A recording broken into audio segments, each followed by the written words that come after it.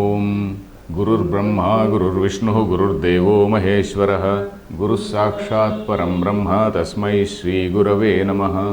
Om. Dear friends, we have to read this 29th shloka now. So the earlier shloka was talking about a jnani. Jnani means a wise man. How does a wise man understand the activities of the body-mind complex? An ignorant man, he thinks that all the activities which are being done because of the body-mind complex, the unwise man, he identifies himself with the body-mind complex and he thinks that he is the doer. Whereas a tattvavittu mahabaho gunakarma vibhagayoho, one he understands the nature of these gunas and the karmas, he knows that he is not the actor. The guna guneshu vartante. My sense organs and the mind, which are the product of these three gunas, sattva, rajas and tamas. I explained in the last class what is sattva, rajas and tamas briefly. So the body-mind complex, which is a product of this sattva, rajas, tamo guna, they are getting engaged with the external objects which are also the products of the sattva, rajas, tamo gunas. Sattva, rajas, tamo gunas, they are responsible for the microcosm as well as the macrocosm. So this microcosm is interacting with the macrocosm. So guna guneshu vartante. Gunaha are the microcosm. Guneshu, again the macrocosm. Vartante, it is there interacting. They are one depending on the other. So without that, this is not there. This interaction, of course, without this, maybe that, without this also we cannot say, because this body of a jivi, also after it falls, then it becomes part of that nature only. It becomes part of that nature, it is eaten by some other animal. So it is like that. So guna guneshu vartante iti matva na sajjate. So that is what we saw in the earlier class. Now Krishna is saying about how again Krishna is again coming back to the context of a wise man. Earlier he had said that there are people are in different levels. People are in different levels. They may be worshipping, they may be having their own belief systems. Do not shake their belief. Let them be on a right path. Let them do some good things. Let them attain some chitta shuddhi. So that is what he was saying. Na buddhi bhedam janayet. So again in this particular shloka, 29th shloka, he is going to continue that and he is going to conclude that particular idea. I will read. Prakruter guna sammodhaha sajjante guna karmasu. Tan akrutsnavido mandan krutsnavin na vichalayet. Prakruter guna, I repeat, Prakruter guna sammodhaha sajjante guna karmasu. Tan akrutsnavido mandan krutsnavin na vichalayet. So the overall meaning is like this. So this, there are people who are deluded by all these three gunas. And then they get engaged in these gunas and karmas. Guna means all those sattva, rajas, tamo guna, and the karma, the activities which are associated with that sattva, rajas, tamo guna. The sattva guna, the person who is predominantly a sattva guna, he will be some knowledge oriented, he is peace oriented, he is a person who loves humanity. Then somebody who is rajoguna oriented, so he wants to dominate others, he wants to impose himself on others, he wants to acquire things, so that is rajoguna. So like that, so these people, they are all people who are influenced by these gunas. So such people should not be disturbed by the Atmavit. The Atmavit, the person who knows the reality, he need not unnecessarily shake them. Let them come up slowly. So then this person, he should not unnecessarily unsettle them. He should not unnecessarily make them disbelievers in God, and then he should not make the society chaotic. I was telling about one film which has come recently, which ridicules particularly Hinduism. It doesn't have the courage to ridicule other religions. All people, they ridicule only Hinduism because we take everything, everything we take smilingly, because we belong to the first category, that is Sattva Guna. We don't go to fight with anybody. We are actually, the fellow is some fellow is talking something. If there is some truth in that, we accept that also. So that is our tendency. Whereas the other people, they are not like that. Their philosophy is that their own belief system has to dominate the whole earth. So that is what is their belief system. Anyway, let us leave that. So this particular Krutznavit, the Atmavit, he is not supposed to disturb the other people. Let them come slowly. Let them come to that state of realization slowly. So that is what is the shloka. Let us see the words. Prakruter guna sammodhaha. So prakrutehe guna sammodhaha is one word.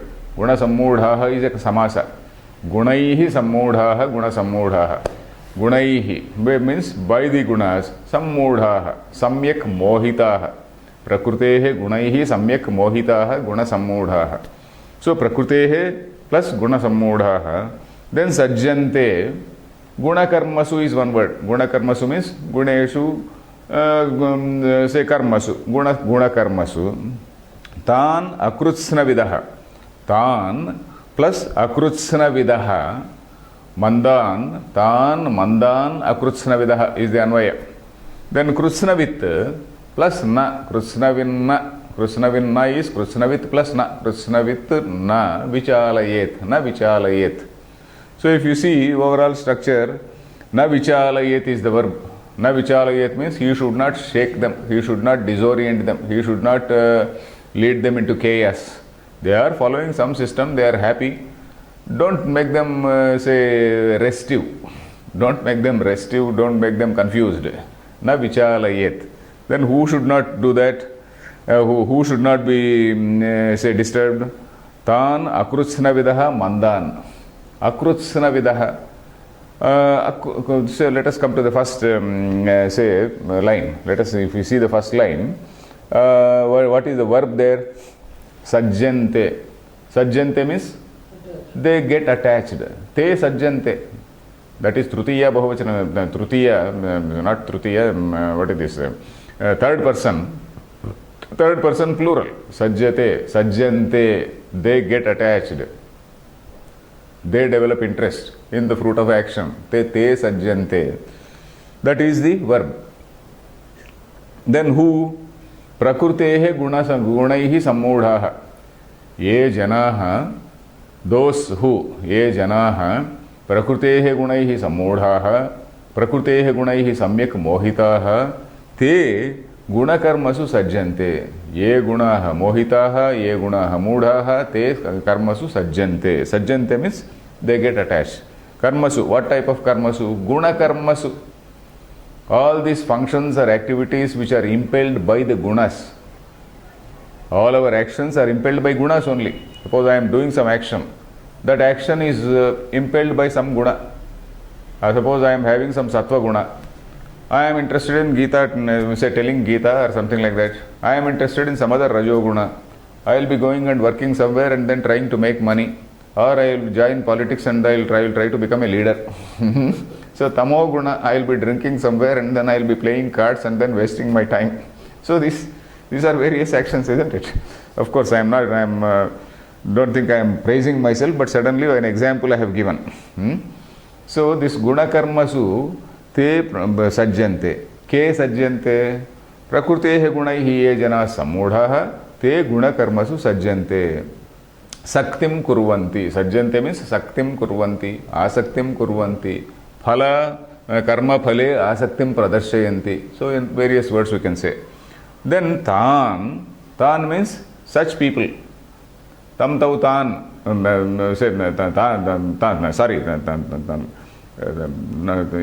Tan, tam tau tan. Tam is drutiya, dvitiya, ekvachanam. Tan is dvitiya, bahuvachanam. Tan, such people. Akrutsna vidaha. Akrutsna vidaha again is in dvitiya, bahuvachanam only. Krutsnavit, krutsna vidaha, plural also, prathama plural also is same. Dvitiya plural also is same. Krutsna vidaha. Akrutsna vidaha, mandan. Tan, mandan. Mandaha means Mandaha, unrealized person, unwise person, dull person. Dull here in the sense, unwise person. One who does not know, one who is not a realized person. So he is a manda. So such persons, krutsnavit na vichalayet. Krutsnavit mandan na vichalayet. Krutsnavit means one who knows everything. Krutznam means total.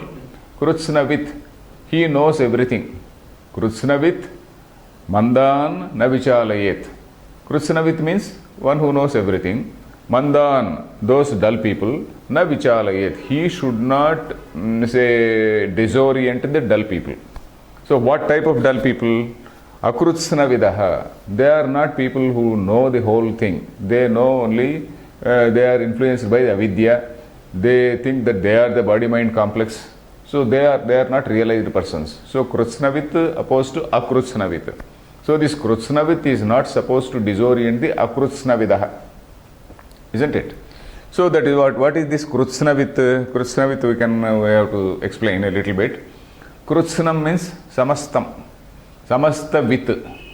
Suppose I say he is Brahmavit. Brahmavit, how can you say that he knows everything?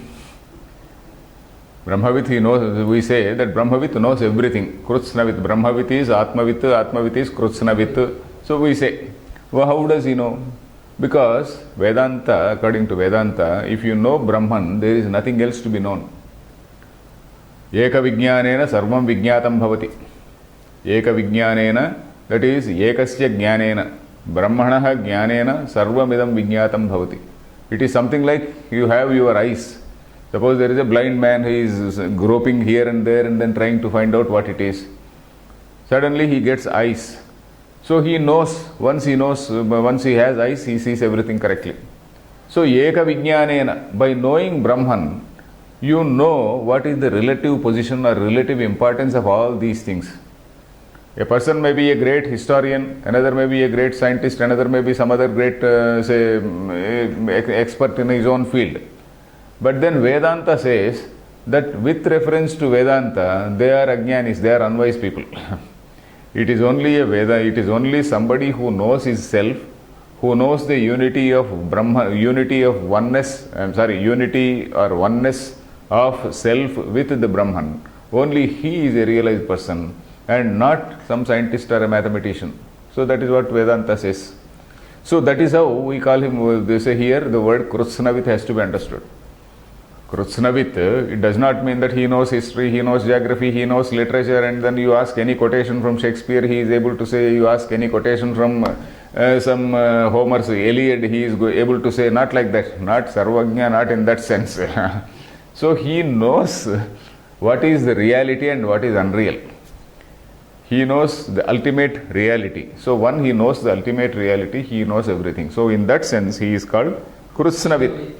Yasmin vijñāte sarvamidam vijñātam bhavati. There is another line from another Upanishad. Kasminnu bhagavo vijñāte sarvamidam vijñātam bhavati. Narada's question to Sanat Kumara. So like that. So one who knows Brahman, he knows all. So that is the fundamental axiom. So here again, what in effect, what is it that Krishna has said? Earlier what he said about na buddhi bhedam janayet ajnanam karma sanginam, he has told in different words. In the context of gunas. But these gunas are deluding people, and those people who are deluded by the gunas, they are getting engaged, they are getting attached to the guna karmas. But then this Krutsnavit, the person who knows the reality, he need not shake them. Let them be in that thing. Let them slowly mature, let them slowly purify, have that mental purification and attain in a process, in a grading, in a sort of gradual manner. Let them attain the reality. So that is the meaning of this. Then the next shloka here, grammar, if you see Guna Karmasu is Gunanam Karmasu. Gunanam Karmasu. Karmasu is Saptami Bahuvachanam. Karma Saptami is Bahuvachanam. Prakriti Guna Sammudhaha, Gunaihi Sammudhaha, Gunaihi Samyak Mudhaha means Mohitaha, Moham Gataha. Then Krutsnavitu Navichalayat. Krutsnavit means Krutznam Veti. Krutznam means Samastam, Sarvam, Veti. Iti Krutsnavit. So these are the words here. Then the next shloka we move on. This next shloka talks about people like us. It talks about seekers, the mumukshu, one who is having desire in moksha is a mumukshu, moksha icha mumuksha. One who is having mumuksha is mumukshu. So this next shloka is talking about a seeker who is on the path of realization. So I'll read. Mai sarvani karmani sanyasyadhyatma chetasa nirashir nirmamo bhutva yudhyasva vigata jvaraha. So Mai sarvani karmani sanyasyadhyatma chetasa. Are you showing that shloka? Mai sarvani karmani sanyasyadhyatma chetasa nirashir nirmamo bhutva yudhyasva vigata jvaraha. So the meaning is like this. You deposit all your karmas in me. You put all your karmas in me. You do all your karmas with an Ishvara Arpana Buddhi. That is, I am doing it for as an order from the Lord. With that sense, with that frame of mind, you do karma. Sarvani karmani sanyasya adhyatma chetasa, with a proper discriminating mind. Adhyatma chetasa, with a discriminating mind, you deposit all your actions in me, or you hold me, you do actions as my order. You do actions, whatever are the prescribed actions, as my order. Then nirashihi nirmamo bhutva, and you do not expect the fruit of that action. Nirashihi.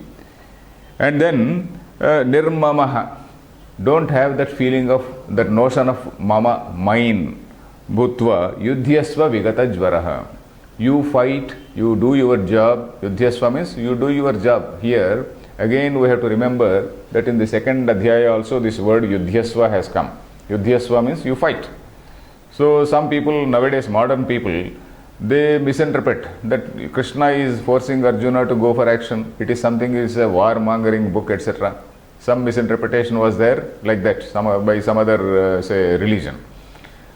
But we do not know how long ago Shankaracharya himself has explained this. Shankaracharya, he explained saying that nahi atra yuddha kartavyata vidhiyate, he said. Arjuna, Krishna is not goading Arjuna or motivating Arjuna to go and fight. Krishna is only reminding him his dharma. Nahi atra yuddha kartavyata vidhiyate. That was in the second adhyaya, I think 18th shloka. 18th shloka, nahi atra yuddha kartavyata vidhiyate. Because Arjuna himself came prepared for war. Arjuna went to Krishna. Arjuna sought the help of Krishna. He was sitting at the feet of Krishna and then sought the help of Krishna. Then he mobilized he moved around and then mobilized so many kings who to support them. And then he mobilized huge armies. And then having come to this stage, he says, no, I don't want to fight. I will become a sannyasi and whatnot. I will live by begging. So that is something which is not correct. So that is what we have to see here. Yudhyasva vigata jvaraha. Jvara means here not fever. We use this word jvara. Jvara means any type of shoka, any type of badha, any type of shoka. Here, the free from that jvara. Jvara also means fever in Sanskrit. Jvara here refers to shoka or grief. So come out of your grief and then you do your job. So that is what is the meaning of the shloka. So let us see the splitting of the words. Mai sarvani karmani.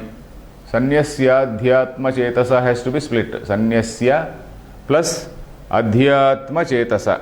Sanyasya plus adhyatma chetasa. Adhyatma chetasa is one samasa. Atmani chetaha yasya saha. Atmani chetaha. Adhyatma cheta. Adhyatma is about Atma. Atmani adhi. So say that is about Atma. Atmanam adhikrutya. That is chetaha. Atmanam adhikrutya chetaha. So that is adhyatma chetaha. Adhyatma chetas. Adhyatma chetasa is trutiya ekavachanam. Adhyatma chetasa. So that is only one word. Then nirashihi nirmamaha bhutva yudhyasva vigata jvaraha. So yudhyasva, that is the order. It is a lot, imperative. You do this thing. You go for war. Then how? Nirashihi nirmamaha bhutva. Nirashihi bhutva nirmamaha bhutva. Do not hope for the fruit of that action and do not think that you are the doer. Nirmamaha, devoid of mamakara and devoid of that desire for fruit. Nirashihi, nihi, nis is one upasarga, nirashi, nirmamaha, nis plus mamaha becomes nirmamaha. Bhutva, bhutva means having become like that, yudhyasva, and also he qualifies it by saying vigata jvaraha. Vigataha, vigataha means it has gone away. Vigata jvaraha, one from whom this jvara or shoka has gone away. Vigataha, shokaha yasmat sa vigata jvaraha. Gataha shokaha yasmat sa vigata jvaraha, one from whom all grief has disappeared. So that is called vigata jvaraha. So having become that, you do work. Then how he is qualifying something more. If you see the first line, you can see the what are all these qualifications or conditions. What are all the conditions? Mayi sarvani karmani sanyasya. That is one condition. Mayi, in me, sarvani karmani sanyasya. Sanyasya means having deposited. Sam plus nyasa. Nyasa means to deposit. Sanyasya means to deposit. In the sense that you do it with Ishvara Arpana Buddhi. Mayi sanyasya, what sanyasya, what? Sarvani karmani, all your actions. All actions you do it as an order, as a divine, as an order from the divine, as part of the divine scheme. You become an instrument, in that whole divine scheme. So that is the meaning. A person is supposed to do karma yoga with the notion that he is an instrument in the hands of the divine. So when you are doing a good action, that action is something which is a part of the divine scheme, and you are doing that particular good action. So that is with that frame of mind one has to do. So mayi sarvani karmani sanyasya. Then what else? Adhyatma chetasa. Adhyatma is one samasa. Adhyatma is atmanam adhikrutya. Iti adhyatmam. Atmanam adhikrutya. That is about the atma, about the self. Atmanam adhikrutya is adhyatmam. So that is having that discrimination, having that atmanatma viveka, what is atma and what is anatma, what is real and what is not real. So that type of chetasa. Chetas is mind, buddhi. Chetas is mind. So adhyatma chetas means a mind which is capable of knowing what is right and what is wrong. The mind which is capable of knowing what is atma and what is anatma. So that sort of mind is adhyatma chetas. So adhyatma chetasa is trutiya ekavachanam. Adhyatma chetasa mayi sarvani karmani sanyasya tvam karyam kutvam yudhyasva. You go for your duty, yudhyasva, go for battle, here it says, but tvam tava karma kuru. Tava karma tvam kuru. That is, you do your job. So that is it. Katham karaniyam mayi sarvani karmani sanyasya. Having renounced all actions in me. Sarvani karmani sanyasya. Sanyasya is again liyap pratyaya. Having renounced. That sanyasya is having renounced. Having renounced what? Sarvani karmani. Mayi means in me. Who is this me? This me, we have to see. Whenever Krishna refers to Mayi, I and all that, say in some places it may refer to the Supreme Reality, and in some places it refers to the cosmic mind. The Supreme Reality is something which has nothing to do with the universe, and in that Supreme Reality there is what is called this manifestation of this Prakriti and all that, and in this Prakriti there is what is called a cosmic mind. We visualize a cosmic mind, something similar to our own individual mind. Every ant is having a mind, isn't it? Every ant is having a mind. It has its own sense organs, it has its own intelligence and all that. So all this intelligence, you see that at a cosmic level you visualize, that is called cosmic intelligence. There is a scheme, there is some sort of divine pattern. So that divine pattern is called that I, and we that Ishvara we call it. The divine pattern or the cosmic mind, it is called Hiranyagarbha, it is also called Ishvara, and then you call it Vishnu, you call it Shiva, you call it something else, you call it something else. All this functional God or all this personal God or empirical God is that. So you call it Ishvara, you call it anything. So this, when Krishna is saying this Mayi, he is not referring to the supreme reality, he is referring to this cosmic mind or Ishvara as it is called. So Ishvara again does not mean only that Ishvara who is dancing with Parvati. So again that we have to remember. So Mayi Sarvani Karmani Sanyasya, having renounced all actions in me, having renounced all actions in me, that is realizing that what all you are doing are for the sake of this cosmic scheme or as a part of the divine order. This establishing dharma is a divine order which I am supposed to execute. You are only an executioner. You are something like a hangsman. You are something like a hangsman going about doing that particular, say, karma. So any good action, anything which is there in accordance with that divine scheme, you have to do with this frame of mind. So here what we see is a person is supposed to do karma with an Ishwararpana buddhi. A seeker, any seeker is supposed to do karma with an Ishwararpana buddhi, and then say he has to get rid of this, say nirashi, he means he has to get rid of this phalabhisandhi. Phalabhisandhi means interest in the fruit of that action. And then nirmamaha, he should not seek again that, oh, this I am the doer, that sort of thing he should not do.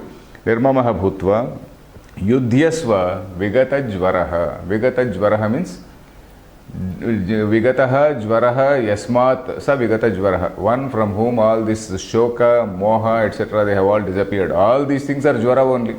Shoka, moha, grief, all these things they are jvara only. So all those things you discard all of them, and then you renounce all your actions in me and then work. So this is the grammar if you see, yudhyasva is imperative, that is lot pratyaya, then vigata shokaha, then atmanatma vivekaha. Okay, there are no other grammatical points here, so we will stop here.